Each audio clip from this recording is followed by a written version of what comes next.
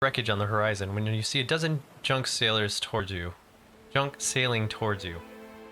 Even at the distance, you can tell they are making good speed. One of the ships pulls alongside yours, and a well-dressed Amam man approaches the edge of the deck. You recognize Atsura, the Grand Secretary of the Royal Deadfire Company. It's good to see you again. I see you continue to leave your mark. He is gazing towards the Sangha with a peculiar smile. The Adra beacon, visible even here, shines brightly. Nagataka is abuzz with praise for your deeds as well. A pleasure to see you again. Your manners do you much credit. Want to extend the thanks of the Royal Deadfire Company for what you've done here. He raises one hand towards the Adra beacon. You restored a valuable asset, whether or not that was your intention. He gives you a quick, sly smile. The others at the palace will want to hear of this, no doubt. You may as well take credit while the deed is fresh.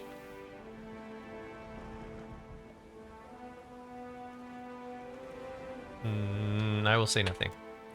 Go to Serpent's Crown in Nekitaka and later come and see me at the Brass Citadel. Okay. We can discuss your progress with the issue of mutual interest there. He nods. At any rate, I have much to attend to, and it seems you do as well. Clear skies, Captain Degas. Etzur nods as his crew makes ready to sail once more.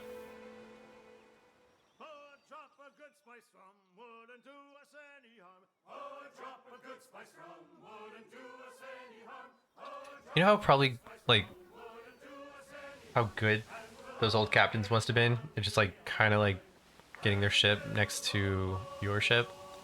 Like, they probably were really, really good at getting close. Except for you get that one jerk who wasn't good at it and only thought he was good at it, and then he just bumps your boat.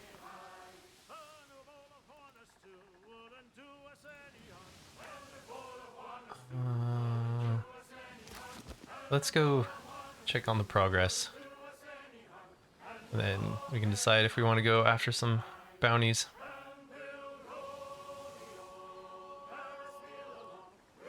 You blink and find yourself standing in the knee-high grass of an endless field. No, I want a boat. The day just falling into dusk.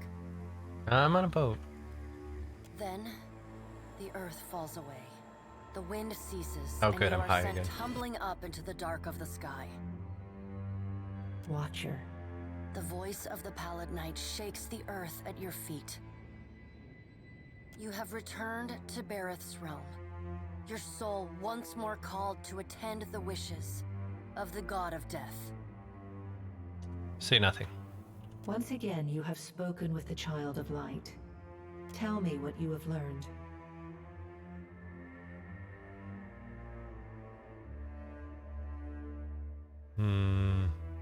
He makes for Margrath's teeth. Intriguing. The pallid night stares past you, pensive. While attend. Tell me what your many eyes perceive. Her words ring out, and a heavy silence descends. In the silence breaks the murmur of countless voices. They speak all at once in languages both known and unknown to you. Okay. In the space beside Bareth, an eye blinks open, followed fast by several more. They are round, keen eyes of Kith, the slit eyes of snakes, the small, dark marbles of birds. Who's that? The bulbous lanterns of deep-sea fish. Here we are. A figure walks through the cloud of eyes as one might step through a door. It is an Orlan, then a pale elf, an ocean human, a Naga. Each of them eyeless. They are Wal. God of Secrets, Revelation, Illusion, Cryptography.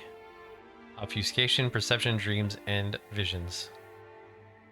This is the first interesting thing to happen in ages. And we do so love a riddle. The figure wears an Amawa's grin, and the many voices beneath its own titter.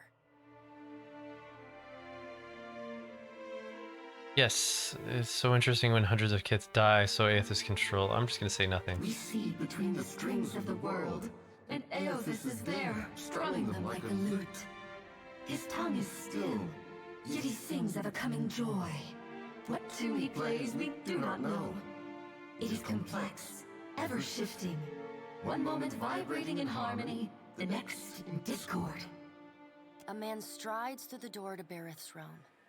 Behind him lope wolves with lolling tongues, and jungle cats whose long tails twitch with every step. Galawain, the changeling, arrives, and he brings with him the wild heart of Aora's untamed places. Fast on Galawain's heels, a small wave of seawater washes across the tiles. It pours off the edge of the platform and cascades down into the beyond. Oh, that's a mess. From out of the water rears a glowing lure, then the head of a gigantic fish. The round black eyes of Andra roll to meet yours. My gift bearers bring to me that which kith most want to forget. Kill her. And in their memories I see you as Wild does. You are the one who leaves chaos in his wake. Probably. You knew one of them once, my gift bearers. Maneha. She longs to forget and to help others do the same. But when given the chance to aid her, you did not. You are a capricious creature, like Aethys. Andra's storm-black eyes roll away from you. Don't remember. Aethys is nothing if not resourceful. I admire his nerve. In the changeling's voice, you hear the soft patter of rain on leaves and the rush of wind through treetops.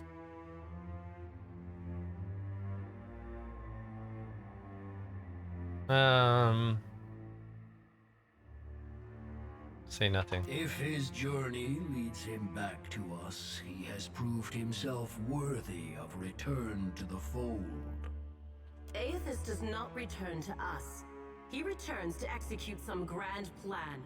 We must stop him. Andra's voice rises like a tide, panic riding its crest. The doors lining the walls of Bareth's realm slam open in unison. Warped pieces of ancient armor and the remnants of discarded weapons roar through the doorways. They meet in the center of the room, in a shower of sparks, and form the vague figure of a man.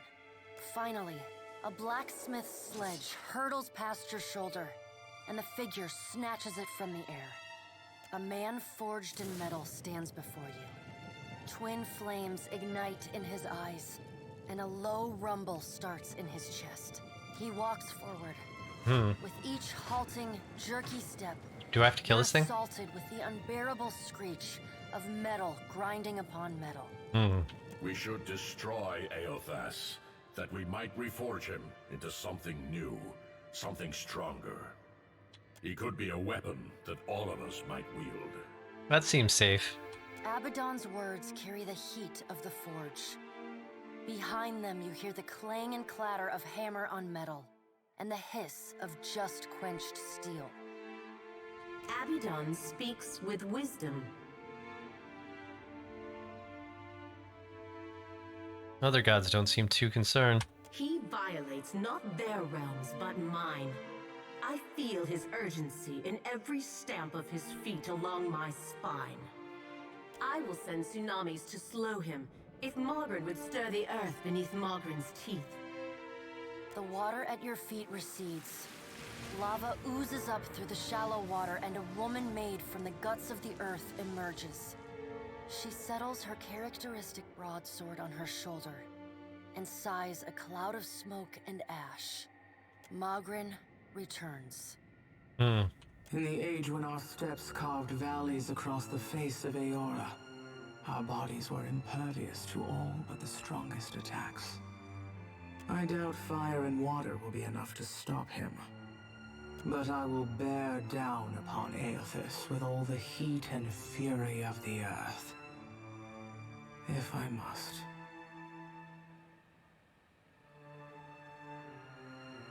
Thousands of kids will die. The death of thousands now could prevent the death of millions later. But you don't know if you'll save millions. You might kill thousands for nothing. Dark, inky tears fall from Andra's eyes. Sacrifices of the few protect the futures of the many. You cannot let your petty mortal feelings blind you to the urgency of the dilemma Aethys has thrust upon us.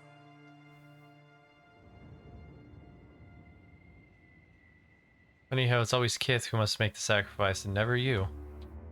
You will mind upon whose ground you tread.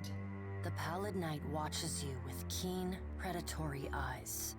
The deep, bellowing cry of an aurochs shakes the ground beneath your feet. The cry drones on and on, a moan without end. Wal's many eyes squeeze shut. Andra slips back beneath her waves. Magrin dissipates in a swirling cloud of steam. Galawain's beasts cower and whine. Only the Pallid Knight stands impassive. My end comes to all things in time. Should Aethys care to hasten the inevitable, I welcome his efforts.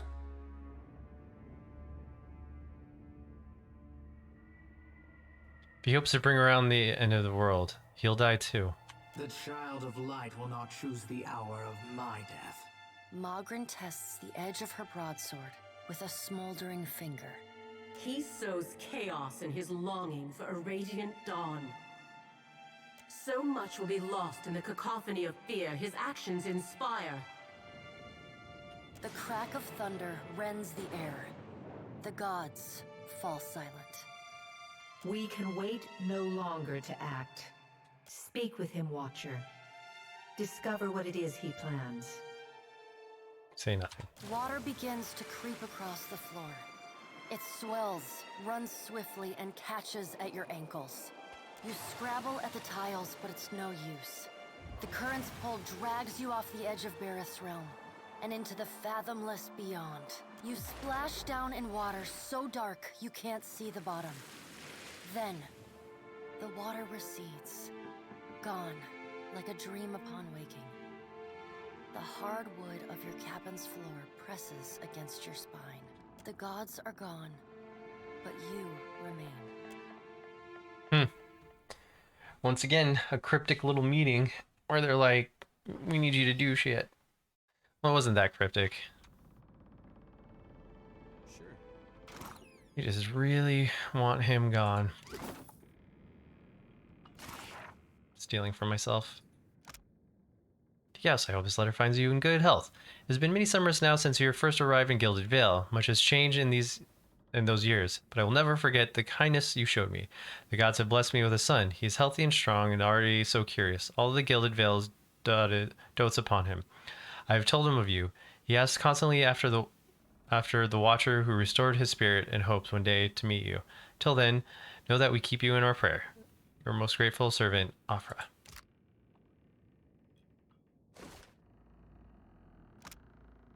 The seal upon this letter bears the tree and wheat sheaves associated with the Redrick line. To the Watcher of Cadnuin, 5 years I have waited, while you flout my challenge, content to hide within your fortress of Cadnuin. Then my servant told me that your keep had been destroyed. I despaired of having my revenge. Bareth has plucked you from the distant shore. What better sign is there? Say what we are fated to battle one another. The letter goes on like this for some time. It is signed Lord Redrick, the 7th Thane of Gilded Vale, Champion of Bareth. Okay. Leave it to me. Huh? Does she not want to talk? Guess not. Watcher, tell me what's on your mind? How are you feeling? Suffered any recent nightmares? Always.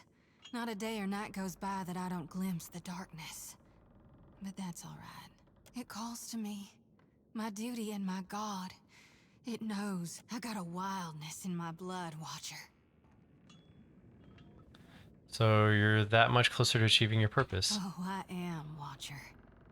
She nods gravely, eyes swimming with a shadow. When she lifts the lantern to her face, it rattles violently on its chain. Can you hear them in there? The new souls I caught? Long lashes dark at Raven's wing flutter close in apparent rapture as Chody tilts near to the lantern's glass and listens. Already they're giving me such sweet, deathly dreams. I think she's losing her Maybe mind. I'll be 2 whoops and a holler away. She's losing her mind.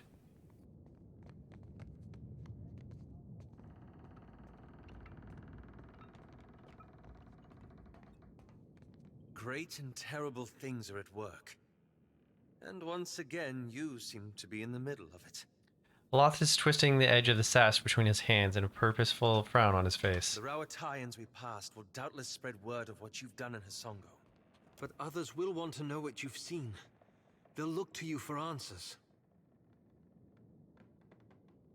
What I say makes no difference. This is no small matter. He pinches the bridge of his nose. Don't you worry what will come next? What events you might move forward?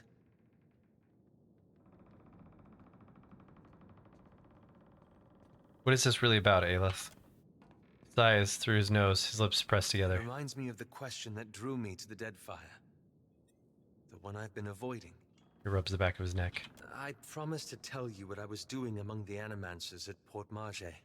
As you may have guessed, I was observing them, gathering information on the various Animancy operations in the region. I thought you were looking for a particular leaden key group. Yes, and how better to draw them out. Animancy is a subject of particular interest to the Leaden Key. Through it, I hope to pick up the trail. A spark of pleasure gleams in his eyes. And then? That's where it gets complicated. Purses his lips. After that incident in Old Valia, I thought more about the Leaden Key and its particular composition. Mostly lunatics in robes, as I recall.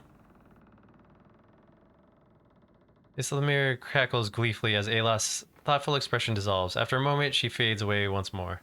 Thoughtful, Jody rubs a knuckle along the edge of her jaw.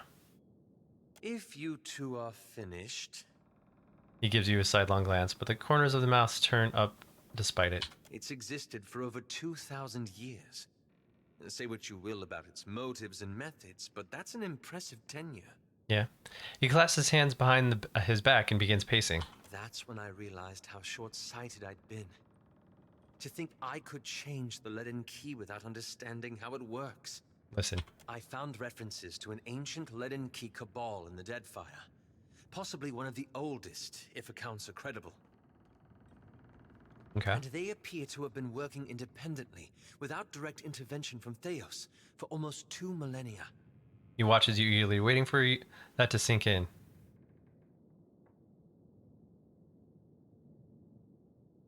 Very well. How do we find them? There's the challenge.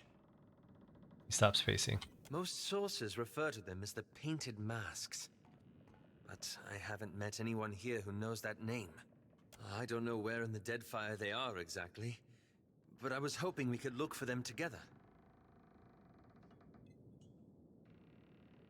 I'll help you as best I can. That's all I ask. He bows his head. Okay.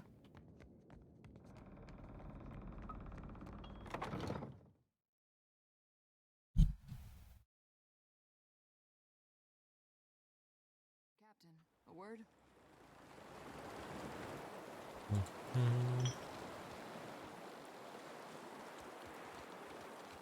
Agrasima Casita for taking me on.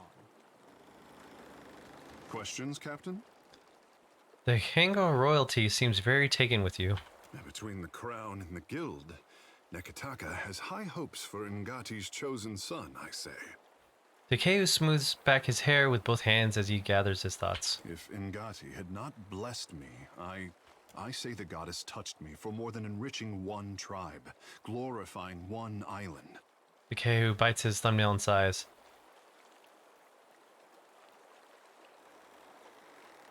I can tell you don't want to be anyone's savior. Ikera, yes.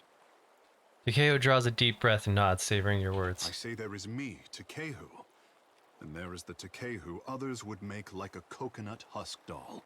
The more I try to be the Takehu I know I am, the harder I am constrained. What say? Brings up his gaze to meet you.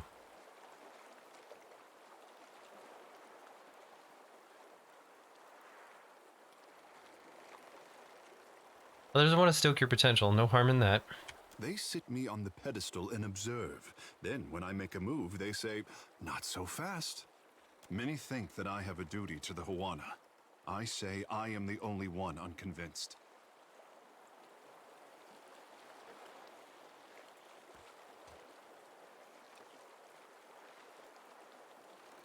No one stands in your way but you. Hesitating at first, Takeo envelops your hand into his. The scales along his palm both prickle and warm. Just as it seems he will break away, instead he leans in closer, pinches his lower lips, and he smiles. I know how I seem. We did not have this word, conceded, before Adirans landed on the Isles. If Ngati had not touched me, I wonder if anyone would care. Takeo seems ready to say more. He stops himself and releases you from his grip. Thanks. The world around you darkens, and once again you feel an insistent tug from your attention. Pull centered from Takeo's soul. Surrender to the sensation. Poor boy. He has it backward, as usual. A silky, distant voice asserts itself in your thoughts. I did not choose him so that he could do great things. I chose him because talent should be fostered toward any end. Sadness and regret creeps into her tone, but something about them rings falsely to your ears. How fortunate that you are here to set him on the right path. I know you won't disappoint. You hear a smile in the words. Apologies. I say I never miss an opportunity to talk about myself. The presence withdraws, leaving you unsteady on your feet. Oblivious, Takeo offers a broad, showy smile. You have questions? Let's be off.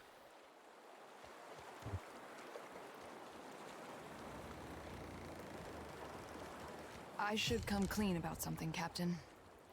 Maya scratches the back of her head. Speak your mind. Atsura didn't set me loose just so I could stay busy. Fact of the matter is, he gave me a job to do. I've got this stack of missives I need to deliver. Noble errand, right? She shows you a small collection of scrolls in her pack, all judiciously sealed with sigil of Royal Deadfire Company. The company has a lot of people working away from headquarters, and Atsura trusted me to get these in the right hands. I hope that isn't a problem. I'll see we make the deliveries in good time. Appreciate it, Captain.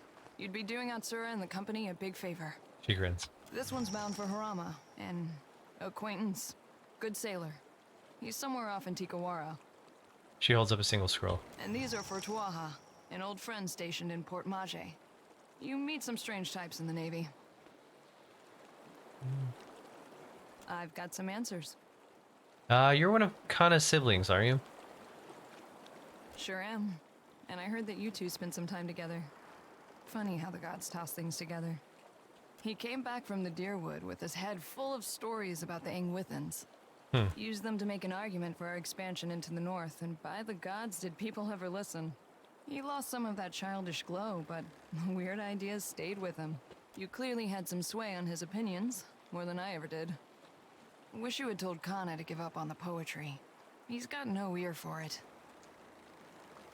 I remember Kana.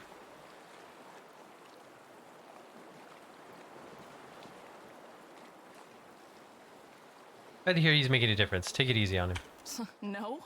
As his sister, I'm supposed to catalog his missteps. I do with bullets what Kana did with words. Just in case you were wondering, the comparison ends there. Maya tips her head and studies you to make sure the point came across. Hello, Shiza. Who's a good bird? Shiza takes a tentative hop closer and cocks his head up to you. Ishi, where are your manners? Think the nice captain. Maya folds his arms. Shiza resumes his inspection of the floor. Ryodol. Ahoy, Captain. What can I do you for? Leave. I'm not gonna flirt with him. What does this game want me to... Just wanted me to flirt with that thing. Dude. Shouldn't call him a thing. That's rude. Okay.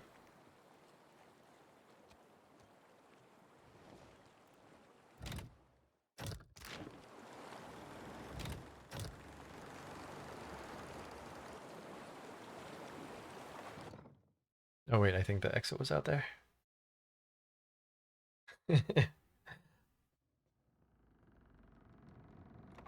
Look, he's just a small little weird furry creature, which I technically was in the last game, but you know.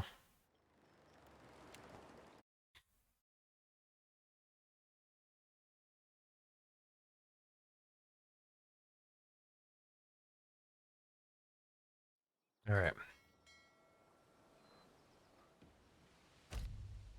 Colorful parrot alighted the railing of your ship, a missive bound to its leg, The sigil of Kahana tribe.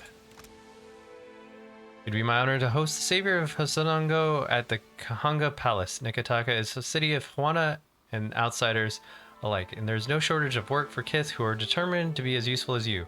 Should you have stamina for a good climb, the palace atop Serpent's Crown could be your second home. Think on it. Anyways, let's go talk to her.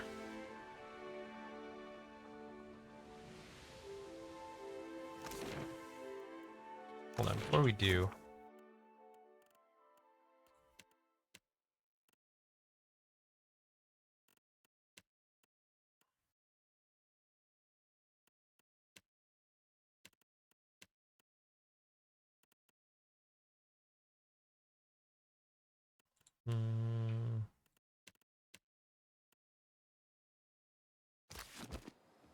I don't know where the quest for this is, but let's just go to this palace.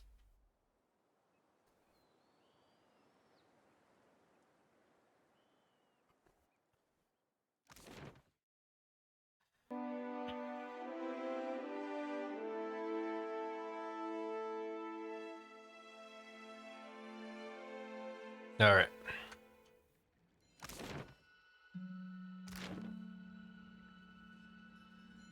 See if they're in the throne room or the upper floors.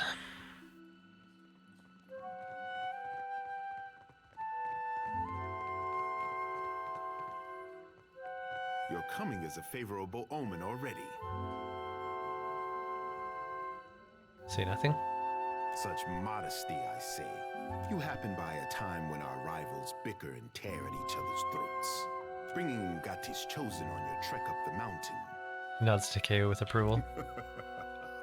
It does not take a priest to see how the gods send us an outsider to dig under the skin of our enemies. Or who chuckles at himself.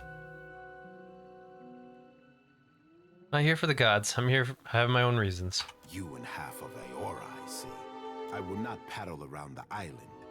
My sister wants to know if you are as useful as you are disruptive. She trusts me to judge this. Akira, but I hear whispers that you visited the Hazanui's Adra lighthouse and survived. Uru smiles, stroking his chin. Too much has happened for you to waste words with a royal brother. From now on, you work with Onikaza as an honored guest of her rooftop garden. Only, be kind to her cats. Farewell. Okay, so we do have to go up. Oh no. Wrong button. There we go.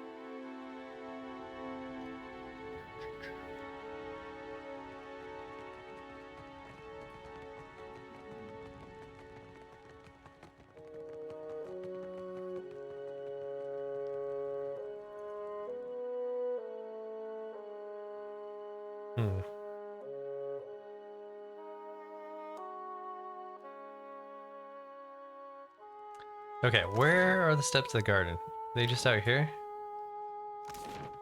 No. Garden's up here. My brothers and sisters have set sail for Nekitaka. I thought the tribe... We're in Nekitaka. What? Oh, I guess they're coming here. Weird. Okay. I would have listened to that conversation. I would have got what he was trying to throw. Okay. You return intact. Nagati is not always kind to those who travel upon her domain. Onikaza touches her brown and nods. A messenger from the jaws of Tangaloa speaks with the voice of wisdom and change, I say. She raises her brow at you. It is fitting that yours should be the voice that tells of Hasongo's fate. What did you see there? The Naga occupied the colony of Athos during the Adra. I let them live. The snakes are on edge. Where comes this new boldness? Onikaza thumbs her chin and narrows her eyes. Far be it for me to complain if they make trouble for outsiders.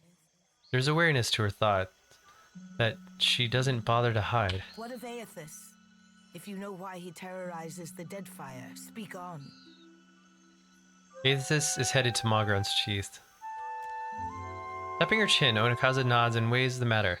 At length, her even expression spreads into a pleased and knowing smile. If Aethys makes for Magron's teeth, I say the Rathun will grind him to dust for the praise of their warrior matron. Her brow raises with interest. Even if they fail, it will be an enemy cleared from my plate. This is the gratitude of Nagati, I say. Rathun? The fiery children of Magrin devoted to their mother with a fanatic zeal. Bothersome, but the least of my troubles now. From Port Mage to Hasongo to Magrin's teeth, Aethys follows a rich vein of Adra. It takes him northeast to more interesting territory. Okay. In the deepest memory of the tribes, we have told stories of Magrin's teeth. Embellished sailors' fables, Akira, but not without some truth. My people speak of treacherous seas, lakes of fire, and the ancient warriors hammered to life on Magrin's anvil.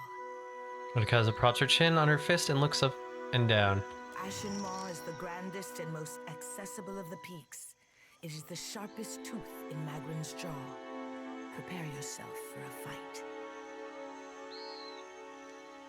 Need chance? I will, Highness. If you make preparations in Nekataka, I say we can help each other. She sits up, straightens, and regards you with a level expression. I must keep the city's peace, and I have only so many arms and eyes. While the Deadfire screams, I would see Nekataka outlast the storm to come. What do you need of me? What I need is a lasting peace that will outlive my dynasty. But I will accept peace of mind for now. What do you know of my water shapers, Herald of Bareth? Mordekaza leans forward and rests her chin on her fist. I know they gave Rautui no end of trouble in their early advance. Akira, if you recall history, then you know why I am protective over the guild. My water shapers are the levy holding back Rauatai's advance. An adept standing at the prow of a war canoe is enough to send the fleet scrambling for the shallows. Jesus back, languid and satisfied. This reminds me. I owe the Hazanui a basket of koiki in remembrance of the Battle of Nakaro Atoll. She snaps her fingers and nods to an attendant who scurries off. Say nothing. While the problems of Aethys and overindulgent admirals plague these waters, I have summoned the masters of water shaping to Nekataka. Okay. Now would be the time to confer with Guildmaster Myru, but she does not answer my summons. Mordekaza looks out on her city, her hands squeezed down in the armrest. I'll give her a nudge the next time I see her. Akira, I ask nothing more. The guild can suffer no setbacks. If Myru shirks her duties, her queen would know the reason.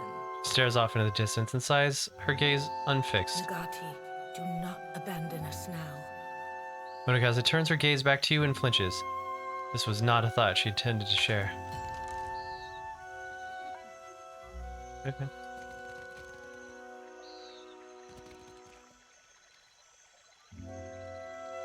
So I guess we're gonna head to the temple and see what's up.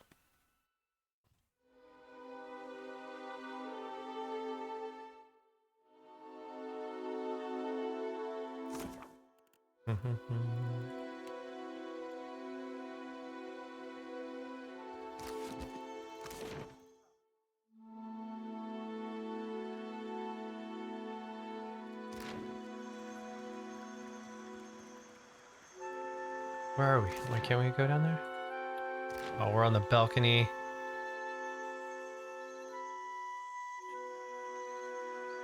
You find a young man with long blonde hair drawn back in a simple club. His clothes are spare, but well tailored, and his armor, a fine brigandine in blue and silver, is polished to shine. He leans casually to one side and cleans his hand on his hip and sighs. Bored, his eyes light up when he sees you. Hello there. Come to have a word? I don't bite, I promise. Yes? Tell me about yourself. Gladly, my friend. Gladly. And how kind of you to ask. He clears his throat with a theatrical wave of his hand. I am the youngest son of a noble house. Now, don't make that face. Poor, desperate fool, you must be thinking. Well, waste not your sympathies on me. Okay. Truly, I consider it a boon rather than a punishment. All the comfort and none of the responsibility. What's not to like about that? Listen. As I was loafing about my father's estate, I thought, well, Gervard, isn't it time you made a name for yourself as well? So here I am. And though I dare say I'm little use in a fistfight, I can do a fair bit of magic and draw a lovely map. So I've taken to charting the interior wilderness of the Deadfire's larger islands. Listen. But truly, if I could only inspire others as I myself have been inspired by those old tales, why, it would be marvelous. Anyway, enough of my prattling. Surely you've other things to do. Can you teach me what you've learned? It would be my absolute pleasure. For a price, of course. 3,000 copper? Do I have it? Looks like I do. Very well. He pockets the money with an easy smile. Pulls a collection of small maps from his pack and tells you the stories of the island as he understands them. Who has lived here, there, and how long? What beasts haunt their shadow glades? Then he takes out his grimoire and shares some unusual magic knowledge he's picked up in his travels. At last, he stuffs the map away, closes the grimoire with a snap, and bids you a farewell. Yep.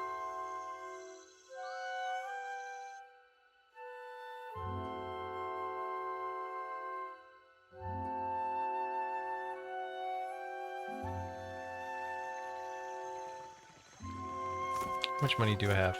I still have 40k. If I need to, I'll go on these bounties. I'll go on these bounties anyways, whether I need to or not.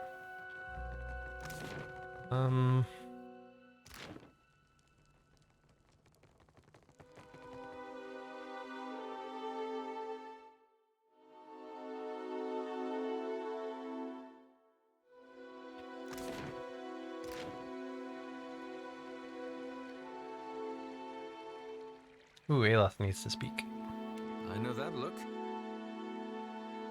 Gives you a conspiratorial smile.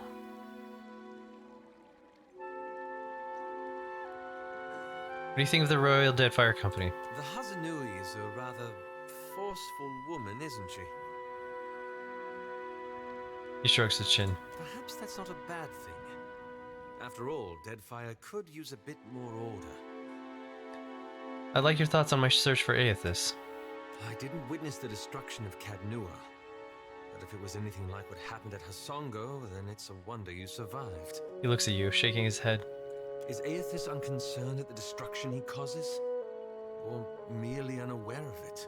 He frowns. Either way, the implications are distressing. What do you know about the Valen Trading Company? Well, they seem largely competent. I would feel better about that were they not run by profiteers and animancers. He smiles wryly. Governor Clario seemed honest and well-intentioned. So one wonders why he was stationed at such an out-of-the-way post. Raises an eyebrow. How are you holding up? It's strange to imagine an ancient Leaden Key sect could have been working quietly all these years. But we've seen stranger things, haven't we? Did you ever make it back to Ader? As a matter of fact, I did. He brightens. I visited my father. I hadn't seen him since leaving the academy at Broggenheal. His voice softens and he clasps his hands on his lap. You see your mother? He shakes his head, looking down. It may seem strange, but I find it easier to forgive my father. He may have had a cruel temper, but he at least was present. My mother knew what he was like, and she spent most of my life away with her Thane. Sorry, Aloth. It was decades ago now. Can you remind me what the situation was between your parents? My father was steward to an earl in the Seathwood. My mother entered into a hamnig with a Thane when I was very young. I think they must have loved each other once, but I recall little evidence of it. How's your father? Not well. Years of drinking have finally caught up with him. And I don't think my mother has been to see him since my academy days. He frowns, resentment passing across his face like a shadow. Still, time had worn down his edges, like an old Stelgar with dulled teeth. And dulled claws, I hope. Indeed. I used to see him as an iron tyrant. A cold, unyielding presence. I simply came to realize that he was ultimately a weak man. One who, in his own flawed way, tried to give me order and structure. I don't condone his violence. or his temper. But I do pity him for his failings, and forgive him of his flaws. That's good of you. I don't know about that. I've simply come to see the burden of authority differently. And my father, for all his efforts, was not cut out for it. Sounds like it was a good trip then. It was. That's all. Yeah, no problem. Okay. I wonder if that's like how he ended up with the split personality, or is that like actually two things? Two personalities in his head? I'm wondering.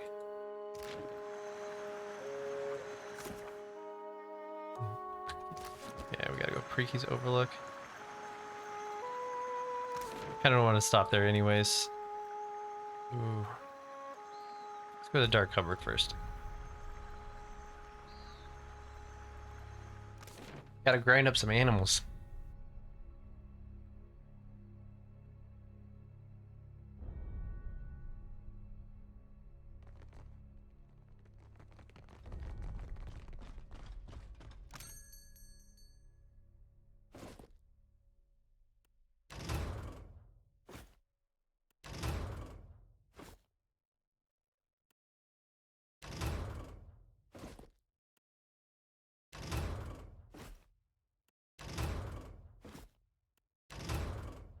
Probably don't need to be grinding everything up.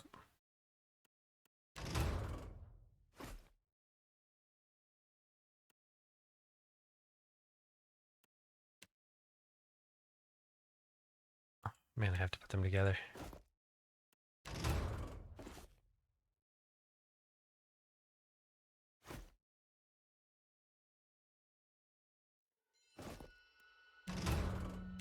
Okay. So... Desert worm hatchling. It's Desi.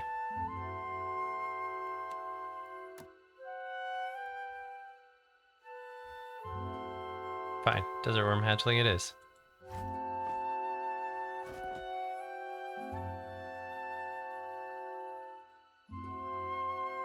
Oh, that's the pets. That's fine.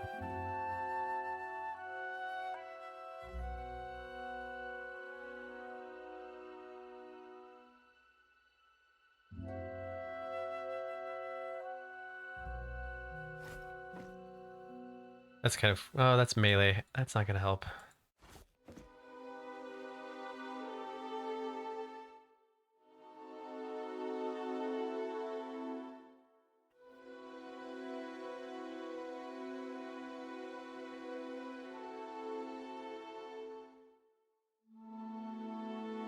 I'm actually gonna breathe that on.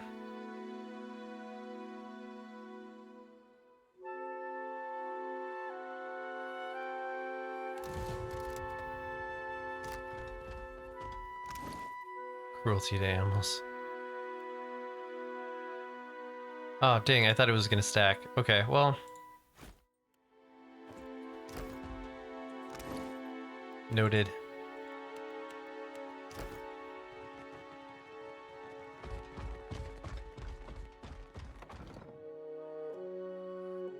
Making nuggets and buffs.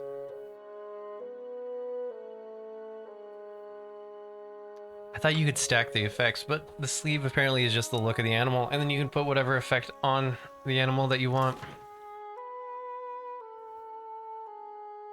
Alright, to the Water Guild. Should expect a fight as well.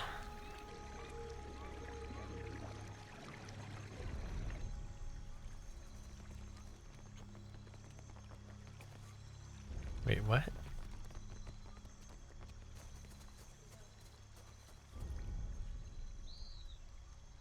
Comes to escape the problems, but he said something about naming my price. I'll take care of this. Oh, stray cat. Jules, what do you have?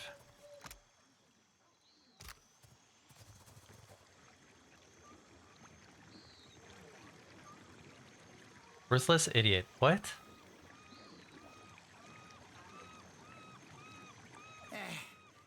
He is true home, not smelly mountain. What you want? It recoils from you with a sharp hiss. What are you doing here? Arkemir doesn't let worthless idiot outside after worthless idiot sprayed dung on stupid tablet. But Arkemir not home.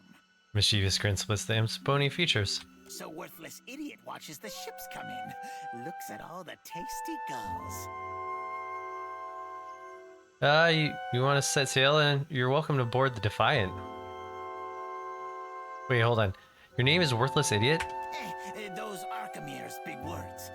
Gave name, but worthless idiot. That's messed up. Don't understand.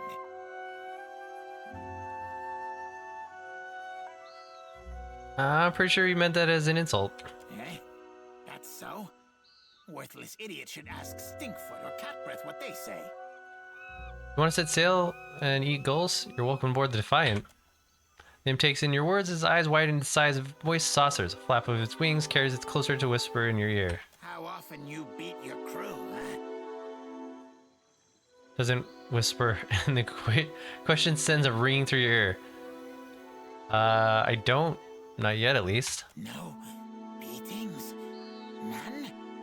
It blinks, struggling to encompass the idea. I join crew? I join crew! Nim flutters in an exciting little circle. Points down at the distant shape of Queen's Berth and salivates at the sight of gulls landing on the rigging of the Defiant. Well, I've just added Worthless Idiot to my crew. Seems important.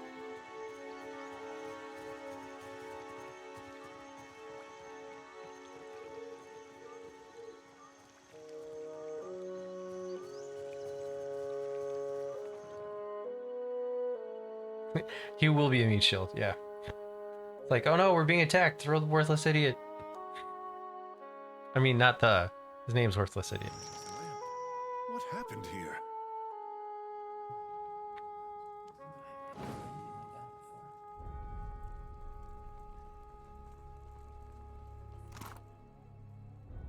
All the free loot.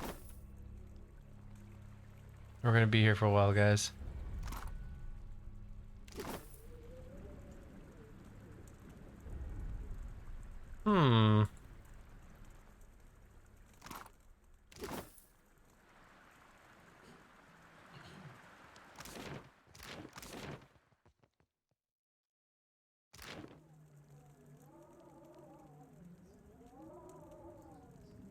Why are they here?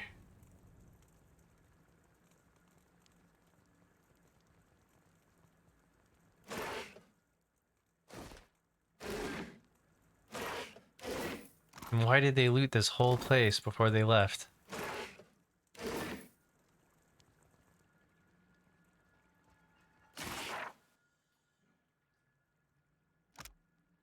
Four forms of water shaping. The following is initiation's primer in the four forms of water shaping, which comprise the basic lessons of our guilds: grief, hope, metamorphosis, and transcendence. Interesting. For what did you send me? Meditation of the fourth form in uncharted waters, only to summon me back to Kahanga's fleet. A bomb must have gone off in the Serpent's Crown. Whatever relevant, if not black powder. The interruption is a setback. I trust that whatever happens next will propel our people forward. I will sell Periki's resolve into the water, where suspect you need me most, and await your orders. I hope the rumor carried upon the waves are to be trusted. I would tell you to send Anakaza my love, but she knows that it is hers. Tell her that she needs only to snap her finger, and I will storm here again. Daraku. Interesting.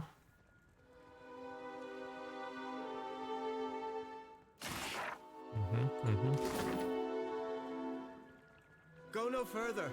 There is a situation in the guild hall. The water shaper glances over his shoulder, his chest ring and falling with deep breaths. His chest rising and falling with deep breaths. Wow, I'm getting tired. What say? Where is Myru? Tikao's brow creases with concern. For what did Nagati send you but to lend your strength? He nods and claps Tikao on the shoulder. All is under control, I say.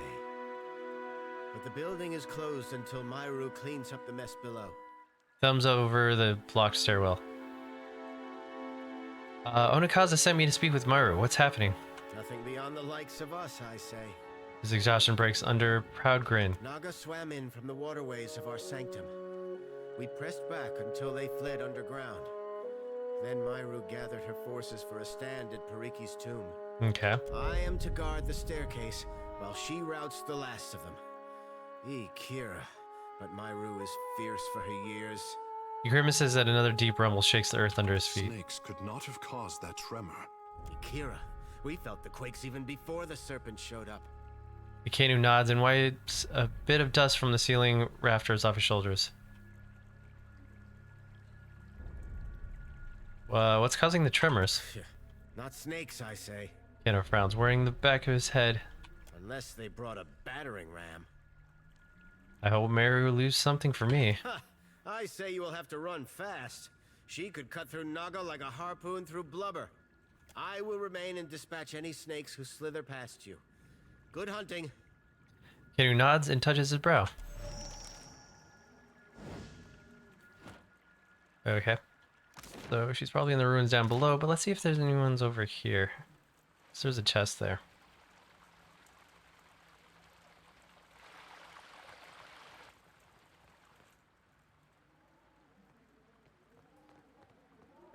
Oh no, no one's here. That leaves that chest wide open.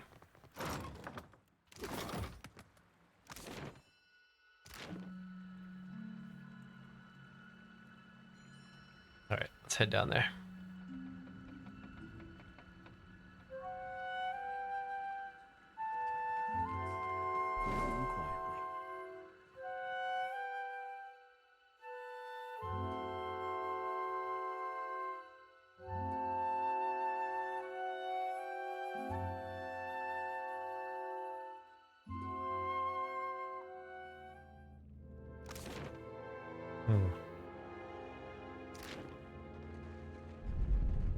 Stone door open?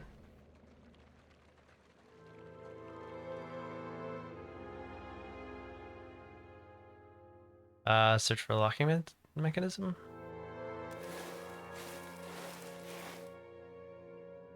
Oh, okay. We've already... Yeah, we can't go through that yet. I can't remember why.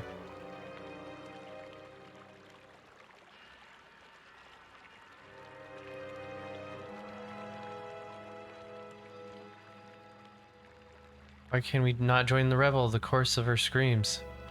Stay your appetite for torture, my beloved. Her screams will not run out.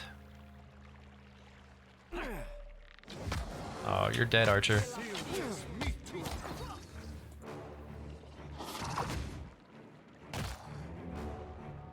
Okay. More coming through the door, which kind of expected. We'll just do this. Grab him, please.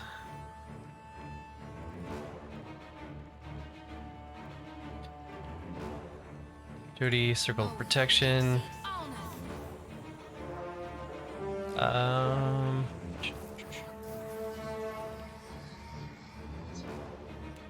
Ratha or Aloth, drop a firewall back here.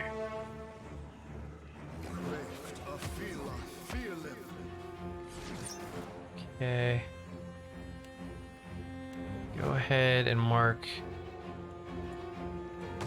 guy pet is on. Jody, go ahead and drop down another healing circle. This does not work. Cool. Do Holy Radiance because Digas is pretty beat up.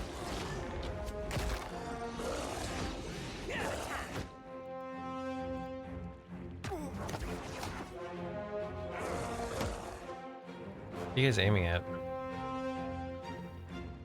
Bagus. Go for the warriors first.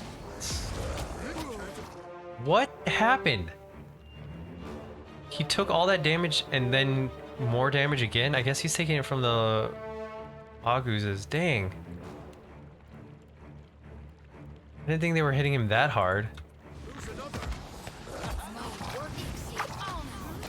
Oh yeah, they're hitting hard. Okay, heal yourself. We should go after these Baguses because they are killing us.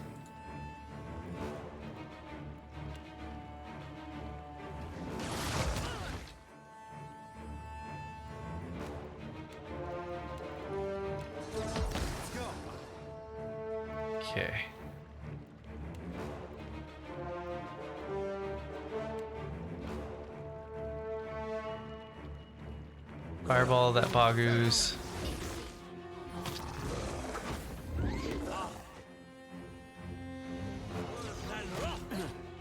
Are you standing in the fire? You are. That's alright, you're strong. You can take the little bit of flame. You guys, Bagoos. Kill the thing that's killing us.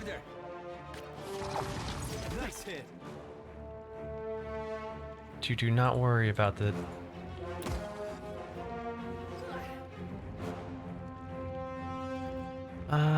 Summon your companion, please.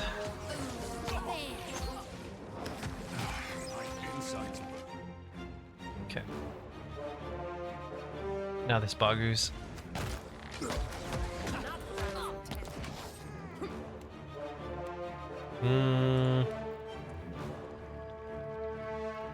Let's see, Takeo, cast your Nature's Bomb, please. You guys heal your pet, please. I missed the right. I went straight to the sick. Okay. So you come over here, drop your consecrated ground.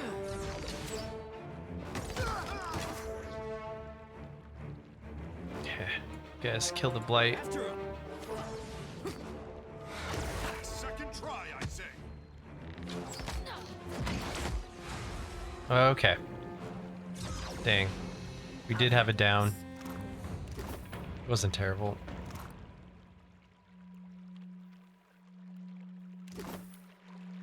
It wasn't perfect either, but it wasn't terrible. I hear you.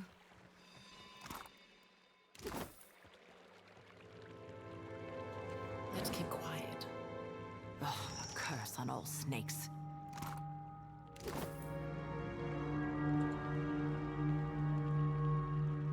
Let's deal that doctor. The guildmaster lifts her gaze to meet yours.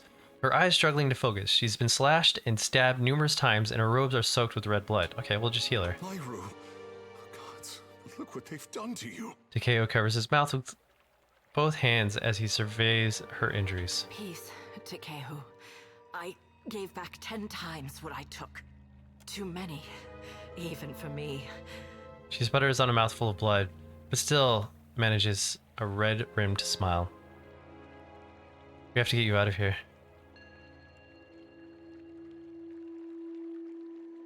Actually, Onikaze sent me to find you, but I think you need a healer first. No time for that, I say.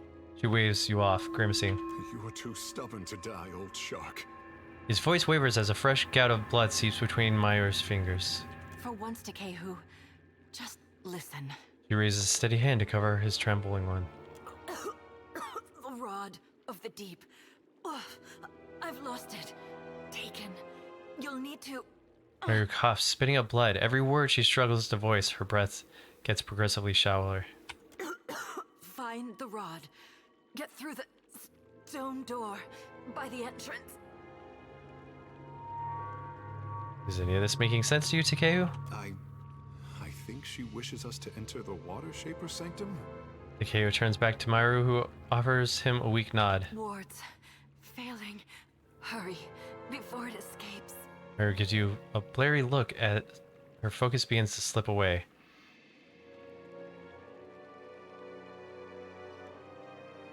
Escape? What's going to escape? Pitied Isengati, Lady of Lament, as the pearl orb of the heavens. She's just rambling. She wheezes as she struggles to get the words out. It doesn't sound like she's even addressing you any longer. The guild master's eyes glaze over and she falls silent. Okay, we'll res her. Myru? I always think it's funny in like RPGs that like you can res your party, you can heal your party, but then there's always NPCs that are beyond your help. She's dead. Strange last words. The words of Pariki's devotion, I say. An old prayer to Ngati. Takeo furrows his brow. It must have meant something to her. We still don't know why this is happening. Myru told us to seek a rod. and a door. Mm-hmm. A vague plea, I say, but I would honor her last wish. Touches his brow, sighing. Let's go. There's nothing we can do. The others will see to her once we've cleaned up the last of this mess. The Kehu regards Mary's corpse one last time before turning away.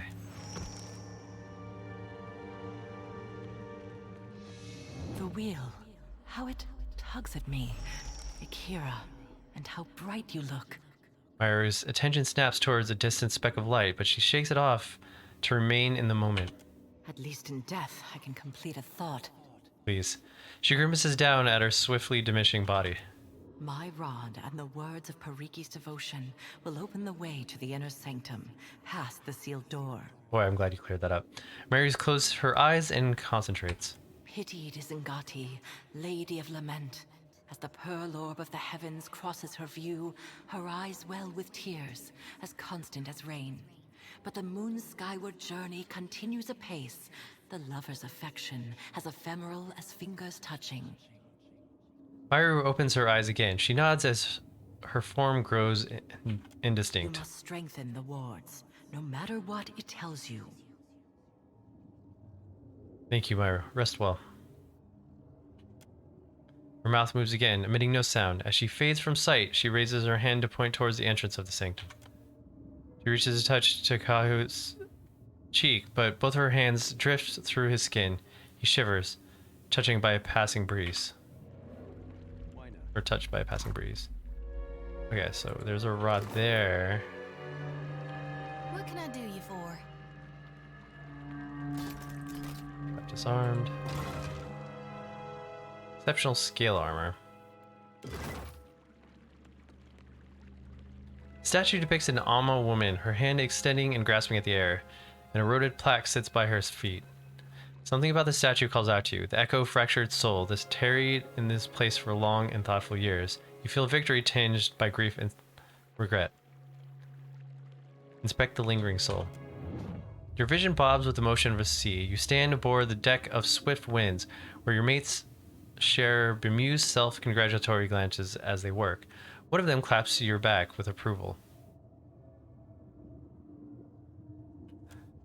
Final Fantasy, yeah.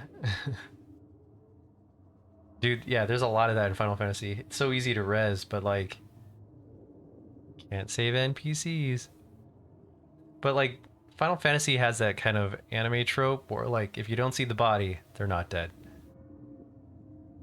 You step back and aim a reproachful look at your mate. However friendly his intent, you know there will be time for reprieve when you're square away in Nekataka. Something cuts through the water to your port side, an enormous shape just beneath the waves. Someone shouts that the winds have turned in your favor at last. That is followed by enthusiastic cheer among the crew. You don't share their mirth. Eyes to the horizon, I say. You bring home a mighty gift, though it takes an unusual form. One that you pray to Ngati you are able to keep in check. The vision dissipates, and your land legs reassert themselves. You know one thing for certain. There's no whale swimming alongside Perky's boat.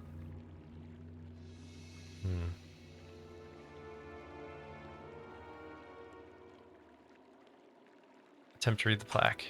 The words are much eroded and water damaged, but a few choice snippets of phrases stand out with clarity. Hariki, Lauren Hunter, cross the length and back again. Remember, cunning deal, Lafas, may her rest. Ulidi soul freedom. Close scrutiny reveals the inscription was purposely marred, an act of sabotage done perhaps years ago. Of the thoroughness, you suspect Kith hands. This is the tomb of Periki. Such disrepair, I say. Takao tuts and sighs. Hold her hand. You grasp her hand with tenderness. At first nothing happens, but then a tiny droplet of water forms at the corner of her eye and rolls down her cheek, dripping to the floor. Wipe away the tear. You reach out and draw your thumb down the statue's cheek. Wiping away the trail of moisture for a moment, the stone feels soft to the touch. Crazy. All right. Let's go in stealth. I feel like we're chasing something.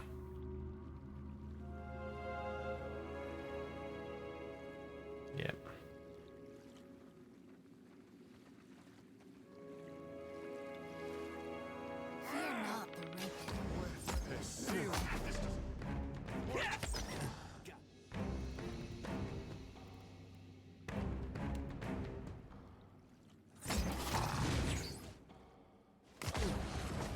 Actually, no, don't do that. Just grab him.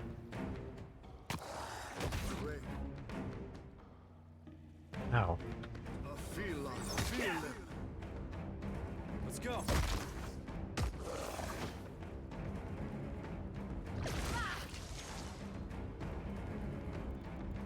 Grab this one. Can't really heal yourself, so I'm gonna have Jody heal you.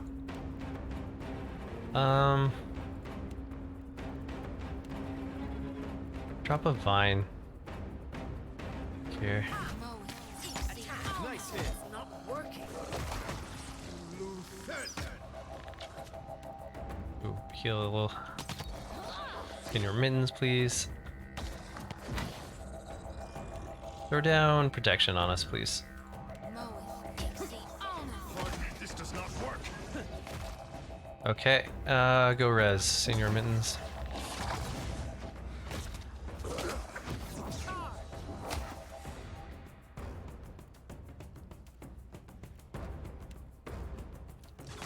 Knock down this warrior.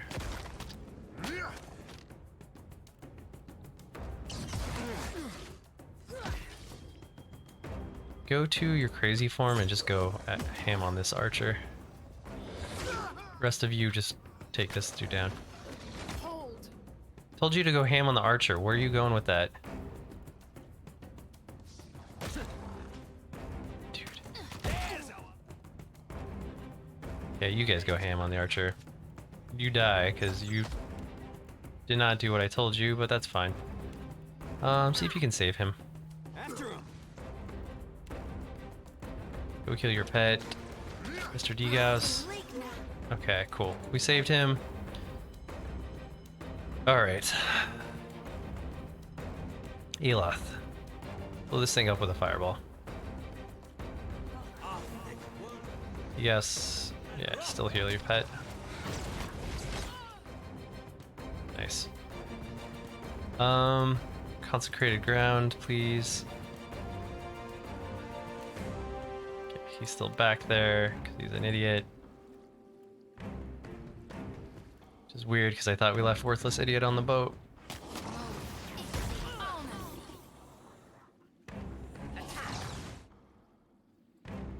Attack the blight, please. Both of you. Okay.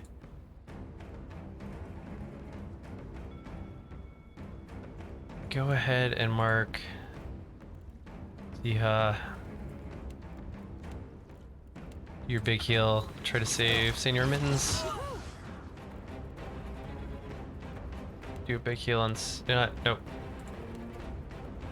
Heal Senior Mittens.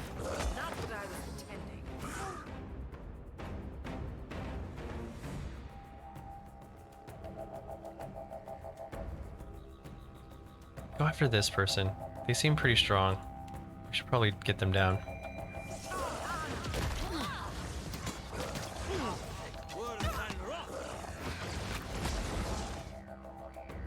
Okay.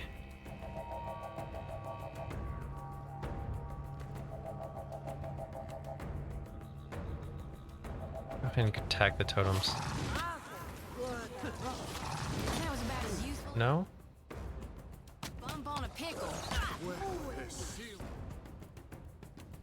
Empower yourself so you can heal Senior Mittens again.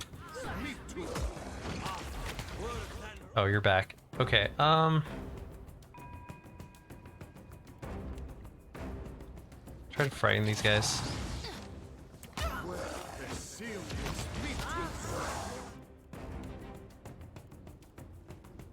Senior Mittens, please.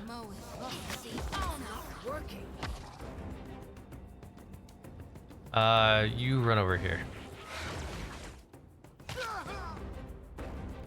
And do your healing spell.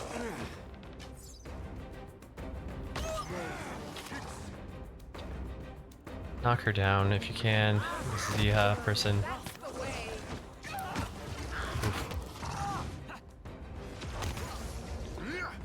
It makes no difference. Certainly.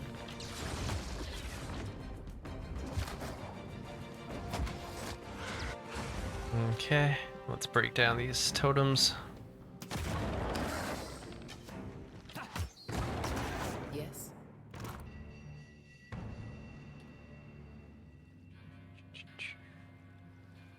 Rod of Deep Hunter. Sure.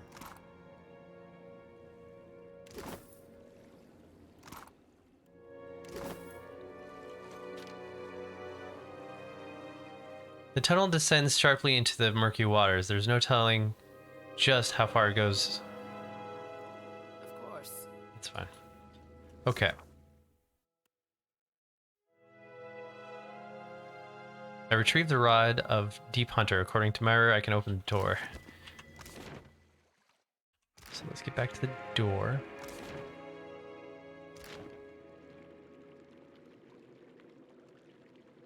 Alright, yeah, I'm actually gonna probably call it here, because I'm really tired, and I thought I was gonna stay up later than this, but I'm falling asleep at the wheel here.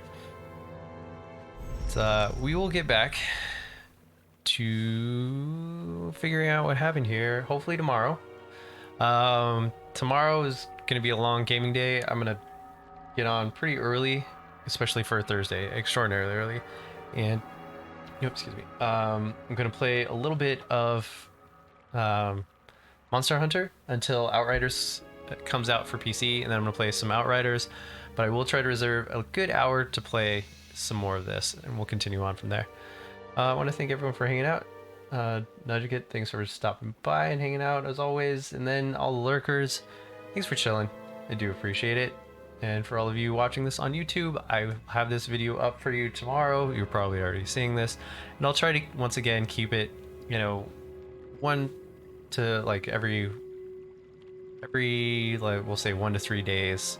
I'll keep playing this game until we get it to completion, because I still really like this game. It's just a lot of games are coming out, and I want to get a start on them. But anyways, thanks everyone once again. I will see you all tomorrow.